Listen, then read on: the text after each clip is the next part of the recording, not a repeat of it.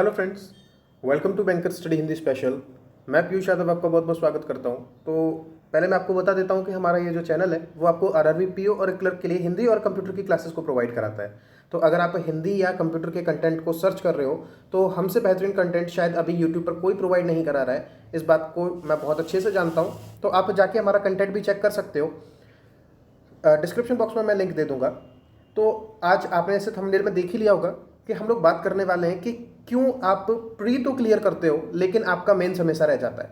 बहुत से बच्चे ऐसे हैं जो इस बात से इतने ज़्यादा फ्रस्ट्रेटेड हो जाते हैं कि मेरा प्री हर बार निकलता है, हर बार मेरा प्री निकल जाता है, लेकिन मेंस एग्ज़ाम मेरा निकलता ही नहीं है। तो कहाँ गलतियाँ हो रही हैं, उन गलतियों के ऊपर आज मैं बात करने वाला हूँ।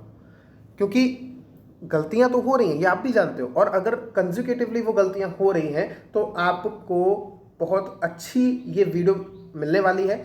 क्योंकि आज तक आपको कभी नहीं बताया होगा कि आप कहाँ गलती कर रहे हो, किस तरह से आपको अपनी जो स्टडी है उसको प्लान करना है, किस तरह से आप प्लान करो कि आपका जो मेन एग्जाम है वो कभी ना अटके। इवन प्री में भी कई लोगों का बैरियर लगता है, तो उनका प्री भी किसी भी हालत में ना अटके। तो ये सारी वीडियो उसी के ऊपर होने वाली है। तो चलिए मैं आपको बताना शुरू करता हूं। तो सबसे पहली चीज़ जो आपकी सबसे बड़ी गलती होती है, जो आप सबसे बड़ी मिस्टेक करते हो, कि आप हमेशा तैयारी किसकी करते हो? प्री की। और आप में से कम अभी भी 60 से 70% बच्चे ऐसे हैं, इवन इससे ज़्यादा भी हैं, जो प्री पर पूरी जान लगाए दे रहे हैं, प्री पर जान लगाए दे रहे हैं और सिर्फ प्री पर ही जान लगा रहे हैं।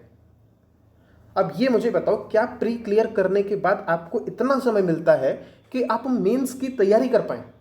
खुद सोच के देखो, मेंस में क्या क्या आता है। सबसे पहली चीज अगर देखोगे तो जीए लगभग मिनिमम बता रहा हूं कि 6 मंथ की तो 100% आती ही आती है, कोई भी एग्जाम ले लो।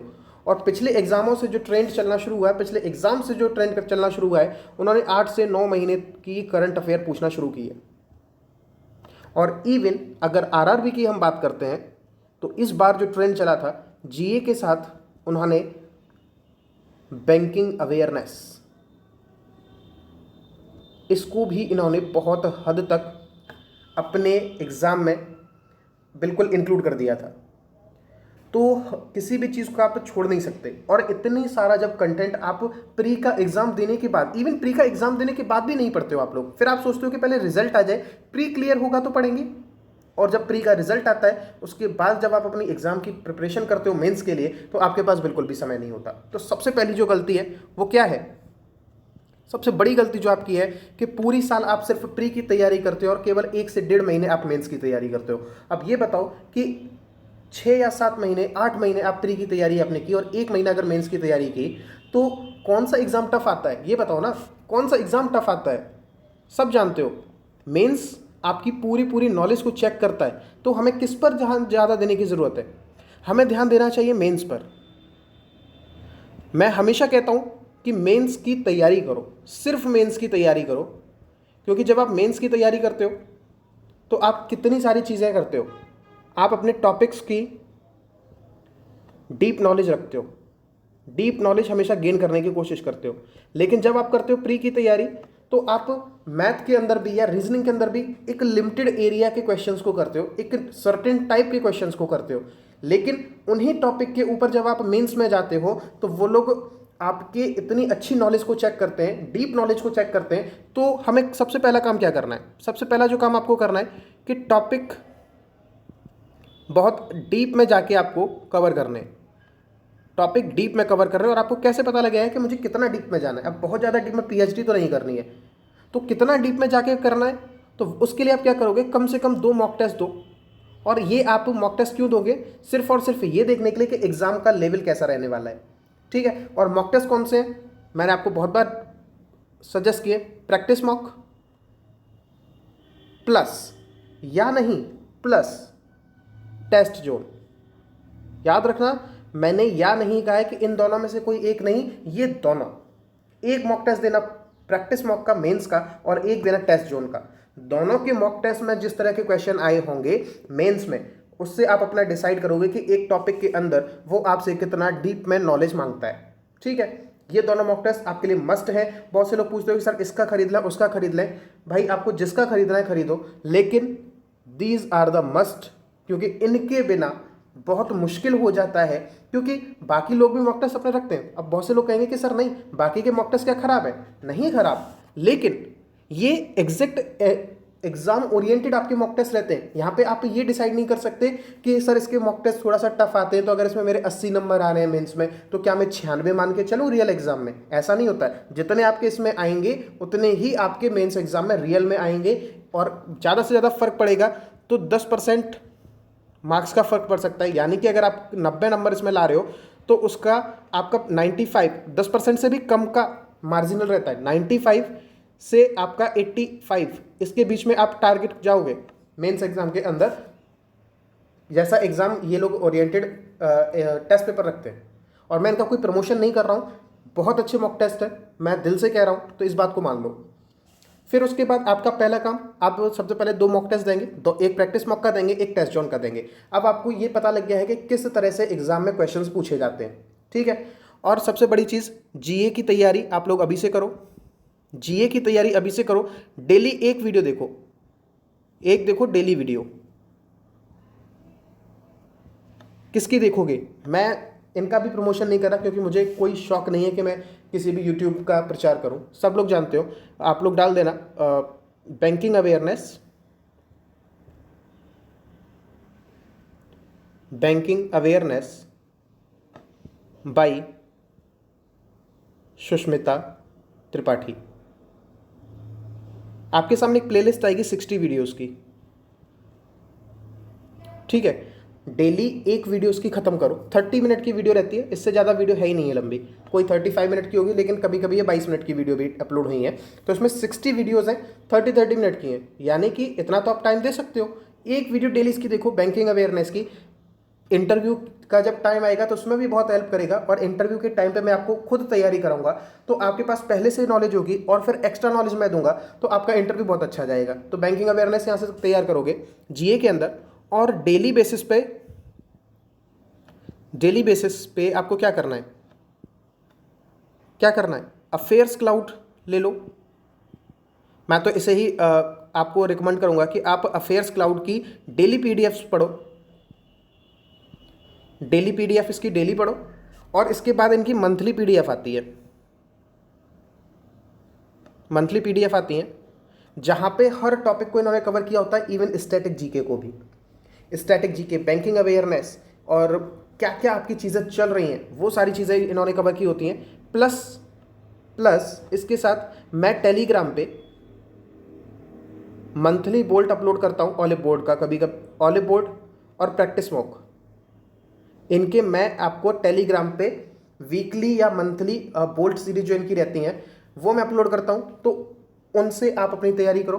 तो आज हम अगर देखें तो हमारा मई चल रहा है, और आपका जो मेंस है वो 25 सितंबर को हम मान के चलते हैं कि पहला मेंस आपका 25 सितंबर को है, ठीक है। इससे पहले कोई मेंस आपका नहीं पढ़ने वाला। तो 25 सितंबर को जब आप देखोगे तो आपके पास मई, जून, जुलाई, अगस्त, सितंबर, लगभग कितने मंथ हो गए? मई, जून, जुलाई, अगस्त, सितंबर, लगभग 5 मंथ हैं, ठीक। ये 5 मंथ की करंट अफेयर आपकी अपने आप तैयार होगी। प्लस अभी आप एक आदत डाल लो कि यहाँ पे आप ये तो आपको डेली बेसिस पे करनी है, और पीछे की साइड से लगभग आप फेब से स्टार्ट शुरू करो अपना। फेब नहीं तो अगर फेब से नहीं करना चाहते तो मार्च से करो। मार्च से भी मंथली पीडीएफ पढ़ना शुरू करो। मार्च, अप्रैल, इन दोनों महीने की आप मंथली पीडीएफ पढ़िए, ठीक है। और फेब की भी अगर पढ़ते हो तो बहुत अच्छा है। तो आपके इवन आराम से 8 महीने की आप करंट अफेयर कवर कर लोगे। तो ये आपको जीए का जो सेक्शन है वो आप कहीं अटकने वाले नहीं हो। और फिर अगर ये टफ आता है, जैसा कि इस बार आरआरबीज के एग्जाम में बहुत टफ जीए आई थी, तो उस हिसाब से फिर आपकी सेक्शनल कट ऑफ भी जाती है। तो उसमें आपको बहुत ज़्यादा वरी होने की जरूरत नहीं है। आप अपनी तरफ से पूरी तैयारी करो, फिर एग्जाम अगर कठिन आएगा तो वो सबके लिए आएगा, ठीक है। तो बहुत से बच्चे इस साल भी, जैसे मैं आपको एग्जाम्पल दे दूँ कि पिछली 2019 वाले जो एग्ज़ाम थे उसमें जो जीए की सेक्शनल कट ऑफ गई थी वो 10 नंबर से ज़्यादा गई थी, 10 मार्क्स से ज़्यादा गई थी जीए की। लेकिन इस बार ये कट ऑफ 2 पॉइंट करके कुछ रही है। तो ये क्यों रही है? क्योंकि एग्ज़ाम का जो डिफ़िकल्टी लेवल था वो बहुत ज़्यादा बढ़ गया था। तो ये सेक्शनल कट ऑफ तो आप लोगों के मार्क्स से डिसाइड होता है ना। तो अगर एग्जाम कठिन आएगा तो वो सबके लिए आएगा, ठीक है। तो जीए आप इस तरह से करोगे और आज से ही मेंस की तैयारी करोगे, इस बात को ध्यान रखो। प्री के लिए हद से हद 2 से 3 घंटे दो, इससे ज़्यादा मत दो। 2 से 3 घंटे सिर्फ, मेंस की तैयारी पर ज़्यादा फोकस रखो। प्री आराम से क्लियर हो जाएगा, डेली एक मॉक टेस्ट देते रहो प्री का और उसे एनालाइज करते रहो। बस आपका मॉक टेस्ट देते रहो और एनालाइज करते रहो। जहाँ भी टॉपिक में कमी आ रही है, तो अगर टॉपिक में कहीं भी आपको लगता है कि ये टॉपिक मेरा वीक है, तो उसी पर आप बहुत अच्छे से वर्क करो। तो जब आप उस पर वर्क करोगे, अच्छे से वर्क करोगे, तो वो आपका मेंस के लिए भी अपने आप तैयार हो रहा होगा। आप मेंस के हिसाब से तैयार करो तो आपका प्री इजीली क्लियर होगा। इस बात को हमेशा ध्यान रखना। और आप कहोगे कि सर ऐसे नहीं होता, मेंस की तैयारी करो प्री कैसे क्लियर हो जाता है। मैं आपको अगर एग्जांपल दूं तो मैंने केवल आरआरबी पीओ की मैंने जब से प्रिपरेशन शुरू की थी, मैंने 30 डेज स्टार्टिंग में अपने दिए थे कि मेरा जो भी प्रीलिम्स में जितना भी आता है, प्रीलिम्स में क्योंकि आपको स्पीड चाहिए होती है, तो वहाँ पे मैंने प्रीलिम्स के लिए स्पीड के ऊपर वर्क किया था 30 डेज कि मेरा जो स्पीड है वो आ जाए। एक्यूरेसी अपने आप मेंटेन हो जाएगी जब आप प्रैक्टिस करते रहोगे। फिर उसके बाद मैंने लगातार अपनी जो तैयारी करी थी वो मैंने मेंस की तैयारी ही की थी। और इवन मैंने जो आरआरबी क्लर्क है, इसका मैंने एक भी मॉक टेस्ट नहीं दिया था। मैं आपसे कह रहा हूँ, एक भी मॉक टेस्ट मैंने इसका नहीं दिया था। लेकिन मैं आपको रिकमेंड नहीं करूंगा कि आप इसका मॉक टेस्ट मत दीजिए। आप आरआरबी पीओ का मॉक टेस्ट दीजिए। जब तक आपके एग्जाम नहीं हो जा रहा आरआरबी पीओ का, तब तक आप आरआरबी पीओ की मॉक टेस्ट दीजिए। और जिस दिन आप आरआरबी पीओ का एग्जाम दे के आएंगे, तब से लेके आरआरबी क्लर्क का आपका एग्जाम जब तक हो, तब उसके मॉक टेस्ट देना। मैंने तो एक भी मॉक टेस्ट नहीं दिया था और सबको पता है मेरे मार्क्स कितने आए थे इसमें। 80 में से कितने आए थे? 78.75 आए थे। ये मेरे मार्क्स थे। मैंने 80 आउट ऑफ 80 अटेम्प्ट किया था। मुझे नहीं पता मेरा एक जो क्वेश्चन है वो कहाँ गलत हुआ, लेकिन 80 में से 78.75 मार्क्स मेरे आए थे। ठीक है, तो वही चीज़ मैं आपसे कह रहा हूँ कि आप अगर मेंस की तैयारी करोगे, आप अच्छे तरह से अपने बड़ी लेवल पे तैयारी करोगे, तो ये छोटी छोटी चीज़ें हैं प्रीलिम्स वगैरह के बैरियर। और मेंस की, और इसके बाद मैंने जीए की अगर आपसे बात की, फिर उसके बाद अगर मैं कहता हूँ कि हिंदी और कंप्यूटर ये हम आपके लिए प्रोवाइड करा रहे हैं अपने चैनल पे। तो हमारे चैनल पे बस भरोसा बनाए रखो। जितनी वीडियो हम अपलोड करते हैं सिर्फ उतनी देखते रहो, आपका काम इजीली हो जाएगा। बस ज़्यादा से ज़्यादा आप न्यूज़पेपर, और अगर न्यूज़पेपर में आपको ऐसा लगता है कि न्यूज़पेपर में बहुत अच्छे कंटेंट नहीं आते हैं, तो फिर आप कोई एक उपन्यास, निबंध, कुछ भी आप प्ले स्टोर से डाउनलोड करो। जितने भी हमारे जो पुराने जितने भी लेखक हैं, भारतेंदु हरिश्चंद्र हो गए, मुंशी प्रेमचंद्र हो गए, और कितने सारे हमारे जो लेखक हैं, उनके निबंध उपन्यासों को डाउनलोड करो, उनको पढ़ो। उनकी तो लैंग्वेज बहुत अच्छी है। ठीक है, इतना कर सकते हो। और हम चैनल पर जितना प्रोवाइड करा रहे हैं हिंदी और कंप्यूटर के लिए, वो आप जरूर फॉलो करो। ठीक है, इतनी सी बात। तो आपके देखो 3 सब्जेक्ट ये क्लियर हुए। फिर उसके बाद हम बात करेंगे क्वांट और रीजनिंग की। तो मेंस के अंदर आप क्वांट और रीजनिंग को कैसे फोकस करोगे वो देखो। सबसे पहले बात करते हैं हम क्वांट के ऊपर। क्वांट के ऊपर जब मैं बात करता हूं, तो आप किस तरह से इन पर अपनी कमांड करोगे। आप सबसे पहले वो टॉपिक्स देखो जो आपके सबसे ज़्यादा वीक है। स्ट्रॉन्ग टॉपिक मत देखना, सबसे वीक टॉपिक्स को देखो।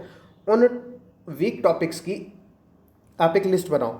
ठीक है, और आप सबको पता है कि आपके कौन कौन से टॉपिक वीक हैं। ऐसा नहीं होता है कि आपको पता ही ना हो। आप कहोगे सर हमें कैसे पता, जो टॉपिक आपने पढ़े ही नहीं वो आपके वीक है। और जो टॉपिक आप पढ़ चुके हो और उनमें अगर आपको बहुत अच्छे से परफॉर्म नहीं कर पाते हो, उसके क्वेश्चंस आप सॉल्व नहीं कर पाते हो, तो मान के चलो आप उनमें वीक हो। ठीक है, तो जिन भी टॉपिक्स में आप वीक हो, उन टॉपिक्स की बना लो एक लिस्ट, और इस लिस्ट को डिवाइड कर लो आने वाले टाइम में। मान लीजिए आपकी लिस्ट में कुल आपके मान लीजिए 15 टॉपिक निकल के आए। हालांकि कितने टोटल टॉपिक ही हैं क्वांट के अंदर, मैं ये मान के चल रहा हूँ आप हर एक टॉपिक में वीक है। ठीक है, आपको कोई भी टॉपिक नहीं आता, आप सभी टॉपिक में वीक हो। 15 टॉपिक से आपका एग्जाम होने के लिए कितना टाइम है अभी? 80 डेज तो है ही है प्रीलिम्स के लिए। और मैं आपके लिए तैयारी किसकी करा रहा हूँ? मेंस की करा रहा हूँ। तो 80 डेज में से आप 15 टॉपिक हैं, एक टॉपिक को कितना दिन दे सकते हो? 5 डेज आप इजीली दे सकते हो। आप कहोगे सर 5 डेज अगर इजीली दिए तो बाद में तो मॉक टेस्ट देने के लिए टाइम भी नहीं बचेगा। तो ये तो मैंने हाईएस्ट माने ना 15 टॉपिक्स, इतने ही टॉपिक होंगे आपके टोटल क्वांट में, इससे ज़्यादा तो होंगे भी नहीं। तो आप नॉर्मली मान के चलो, चलिए आप 4 दिन दे दीजिए। 4 डेज आप हर टॉपिक को दो, अपने वीक टॉपिक को क्वांट के। तो इन पर आप वर्क करना शुरू करो। एक दिन में इस तरह से करो, एक दिन पूरा लगा दो उसी टॉपिक के ऊपर जो आपका वीक है।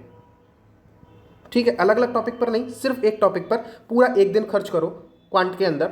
जितना भी आप अपना समय दे रहे हो क्वांट को, उस पूरे टाइम में आप सिर्फ उसी टॉपिक के क्वेश्चंस करो पूरा एक दिन, ठीक है। अगले दिन आओ, अगले दिन आओ, फिर अगले दिन अगले टॉपिक पे आओ, पूरा एक दिन उस टॉपिक पे लगाओ।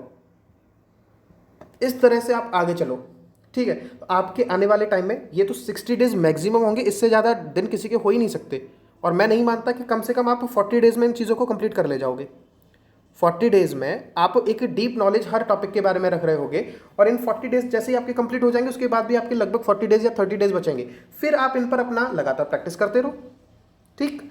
और इनकी जब आप टॉपिक की डीप नॉलेज लोगे और फिर उसके बाद जब मॉक टेस्ट दोगे, तो उन मॉक टेस्ट में अपनी नॉलेज को टेस्ट कर लो कि हाँ आपने जो पढ़ा है वो चीज़ें आप सही कर पा रहे हो कि नहीं कर पा रहे हो। डीप नॉलेज लो, मॉक टेस्ट के थ्रू फिर उन्हें एनालाइज करते रहो, ठीक। ये काम करोगे और इसी तरह से आप रीजनिंग में जाओगे। रीजनिंग में भी आपका यही अप्रोच लगातार रहना चाहिए। रीजनिंग में भी टॉपिक्स ढूंढो कि जिनमें आपको बहुत ज़्यादा वर्क करने की ज़रूरत है। और नॉर्मली मेरे हिसाब से जो सबसे ज़्यादा प्रॉब्लम रहती है वो पज़ल की रहती है। सब लोग कहते हो कि सर मेंस की पज़ल नहीं बनती, तो मैं आपसे कह रहा हूँ कि मेंस की पज़ल सबसे लास्ट के लिए रखो, बिल्कुल लास्ट ऑप्शन रखो पज़ल बनाने का रीजनिंग के अंदर, कि अगर आपके पास टाइम बचेगा तो करना, अदरवाइज मत करना। क्योंकि पज़ल के अंदर क्या है कि आपको नहीं पता होता कि जब आपने अपना टाइम शुरू किया पज़ल को बनाने में और 7 से 8 मिनट मान लीजिए निकल गए, और उसके बाद अगर ये पज़ल गलत हुई, उसका आंसर नहीं निकला, तो फिर ये आपके 7 से 8 मिनट की भरपाई कोई नहीं कर पाएगा, आपका सिलेक्शन चला जाएगा। तो क्या करें सर, 40 नंबर की आपकी, मैं आरआरबी पीओ की अभी बात कर रहा हूँ कि 40 मार्क्स की आपकी रीजनिंग आती है और इसमें से 20 मार्क्स की आपकी पज़ल्स आती हैं, ठीक। 20 मार्क्स की आ जाएगी, या 22 या 23 मार्क्स की आपकी पज़ल्स रहेंगी। तो मान के चलो कि मैं एक मोटा सा हिसाब अगर लगाऊं तो 15 नंबर आपके ऐसे आएंगे जो अलग टॉपिक्स पर होंगे। तो आप इन टॉपिक्स, पहले इन 15 नंबर को अपने लिए सिक्योर करके रखो। इन 15 नंबर में से एक भी क्वेश्चन आपका गलत नहीं होना चाहिए, इस बात को ध्यान रखो, ठीक। जब आप इनको करोगे, और इन 15 नंबर को करने के लिए आपको हद से ज़्यादा 20 मिनट लगने चाहिए, इससे ज़्यादा नहीं लगने चाहिए। और आप ये मान के चलो कि आप मेंस के अंदर रीजनिंग को कम से कम 30 मिनट तो दोगे ही दोगे। फिर उसके बाद ये जब 20 मिनट्स हैं, फिर आपका जो टाइम बच जाएगा वो आप एक किसी पजल पे लगा के दे सकते हो। तो रीजनिंग में अगर आप मेंस के अंदर रीजनिंग में आप 20 प्लस स्कोर कर रहे हो तो ये बहुत अच्छा स्कोर है। ऐसे ही क्वांट जब आप बहुत अच्छा स्ट्रांग कर लोगे अपना, और बहुत अगर उस पर प्रैक्टिस की जाएगी तो क्वांट हमेशा बहुत स्ट्रांग हो जाता है। बहुत से लोग कहते हो कि सर डीआई नहीं बनती है मेंस की, तो प्रैक्टिस करो तो बनेगी ना। अब आप लोग प्रैक्टिस इतनी करते नहीं हो, फिर कहते हो कि सर टफ हो रही है चीज़ें, बन नहीं रही है। भाई पहले प्रैक्टिस करो, लगभग 20 से 25 दिन उन चीज़ों पर गुजारो, उसके बाद आपको समझ में आएगा कि हाँ ये चीज़ें बहुत सिंपल हैं। और जब आप इनको करोगे तो मैं 100% कह रहा हूँ कि आप 20 प्लस इसमें भी जाओगे, 20 प्लस आप इसमें भी जाओगे। और अगर आरआरबी पीओ में देखो तो 20 प्लस मान के चलो आप लगभग 42 क्वेश्चन आपने कर लिए। इसके 42 क्वेश्चन अगर आपने किए तो 42 क्वेश्चंस के आरआरबी पीओ के अंदर रीजनिंग और मैथ, इनके हर एक क्वेश्चन 1.25 मार्क्स का होता है। तो आपके लगभग कितने नंबर आएंगे सोचो, 1.25 मार्क्स का होता है तो लगभग आपके 50.5 नंबर तो आ ही जाएंगे।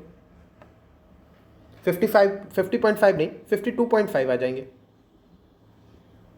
तो खुद सोच के देखो, 52.5 मार्क्स अगर आप केवल रीजनिंग और क्वांट से ही ले रहे हो। फिर इसके बाद इसमें अगर आपने जीए जोड़ दिया, जीए मैं बहुत कम मार्क्स मान चलता हूँ, हमेशा मैं 10 मार्क्स मान के चलता हूँ जीए के। मैंने कभी नहीं सोचा कि मैं 30-35 नंबर लेके आऊँगा। और आप लोग भी ये बहुत ज़्यादा डिपेंड रहते हो कि जीए कराएंगे सर 30-35 नंबर की, नहीं होती है। अगर पेपर कठिन आ जाए तो फिर जीए आपको ले डूबती है और आपके बाकी सारी चीज़ें चली जाती हैं। तो जीए हर चीज़ पे बहुत अच्छी कमांड बनाओ, और जीए के मार्क कभी भी 10 नंबर से ऊपर लेके मत चलो। कंप्यूटर के ईजिली आप 10 नंबर लेके आओगे, 100% लाओगे, क्लासेस लेते रहना। और हिंदी में आप 100% 22 से तो एबव लाओगे, क्योंकि मुझे कोई भी कंटेंट नहीं मिल रहा था, उसके बाद मेरे 22 आ गए थे। तो आपको तो मैं बहुत अच्छी प्रैक्टिस करा रहा हूँ, और आपकी लगभग 100 क्लास से ऊपर करा दूंगा मैं आपका जब तक एग्जाम होगा। तो 22 से लगभग आप ऊपर नंबर यहाँ ले आओगे तो कितने मार्क्स हो गए आपके? अगर नॉर्मली भी अगर काउंट करते हो तो लगभग आप 94 से ऊपर जाओगे। 94-95 नंबर्स तो आप इजीली ऐसे ही ले आओगे अगर आपने थोड़ा थोड़ा भी काम करना शुरू किया। अब देखो कहाँ कहाँ पे नंबर बढ़ सकते हैं। जीए में आपके 5 नंबर लगभग बढ़ जाएं, और ये जो रीजनिंग और क्वांट है अगर ये थोड़ा ठीक आ गया तो यहाँ पे ये मान लीजिए आपके 60 नंबर हो जाए तो आप 100 प्लस चले जाओगे। और 100 प्लस अगर चलेगा तो आपका सिलेक्शन तो कहीं रुकना नहीं है। तो ये चीज़ें आपकी मेंस के अंदर रहनी चाहिए।